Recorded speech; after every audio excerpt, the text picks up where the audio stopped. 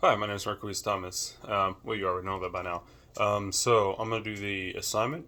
So the way I kind of have it done is where I'm just gonna say what the question is, and then I'm gonna say the answer how I would to a client or patient.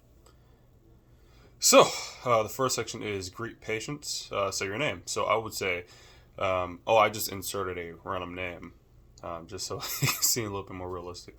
So anyway, I would say, hello, Miss Thompson.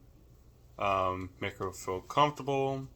I would say, I just want to introduce myself. My name is Marquise Thomas, and I am one of the medical technicians or nurses who will be overseeing your surgery today. How are you feeling today? And I would say how you're feeling, so they can relieve whatever tension that they have, at that time. Um, Pay attention to your body language and your voice tones. I have a deep voice, so it's very easy for me to startle people and I can make them uncomfortable. Uh, So what I would try to do is try to remain calm. I guess you say low key, speak clearly, pronunciate my words. Remain loose, not too super stiff, right? I probably just caused the camera to shake. Anyway, so us on to the next section, which is explain what Mohs surgery is. So, explain the purpose and goals of the surgery. So, in that situation, I would say, so, Ms. Thompson, the Mohs surgery involves removing the visible skin cancer and adjacent tissue to begin a microscopic examination of the tissue. Based on the sample we collected from you, we will follow the tumor extensions like a map and continue to remove the damaged tissue until the cancer is no more. Right? Next one is discuss what type of skin cancer is being removed. Okay, and for this, I would say this surgery is necessary because you have a basal cell carcinoma, which is a type of skin cancer that occurs due to excessive exposure from the sun to usually the face. One indication that someone could develop this particular type of skin cancer is if they had frequent sunburns and is constantly exposed to sun's radiation. The sun's radiation.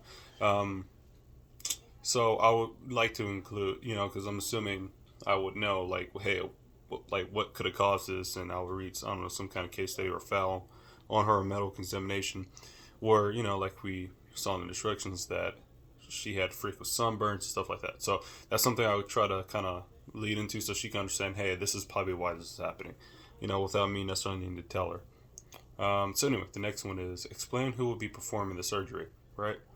I think this is also very important, just so you can understand who does what, and kind of in the medical setting.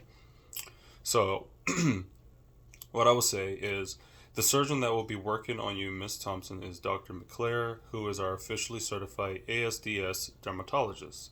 What is a dermatologist? Is what she might ask in that situation. A dermatologist is a specific kind of doctor who went to school to learn about and study the human skin. Um, so then the next one is explain the procedures and instruments that will be used. Okay, that was a question, or something I would do in general. I would say, okay, Ms. Thompson, just to briefly run down the procedures and instruments that will happen.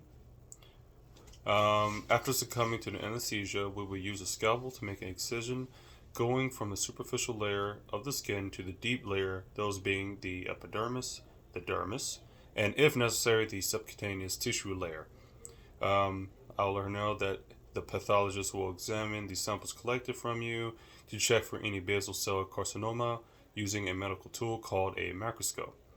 Once all the malignant basal carcinoma tissue is removed, then we will begin to close the remaining wound with sutures. Um, yeah. Next one is explain how long the procedure may take.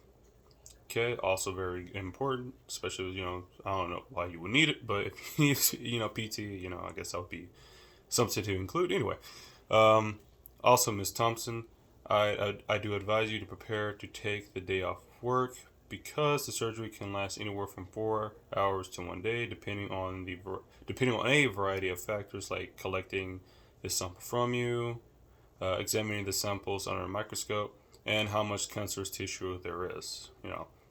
So basically, like, how hard is it to find it? How much is it? Do we have to keep doing more and more and more? That whole thing.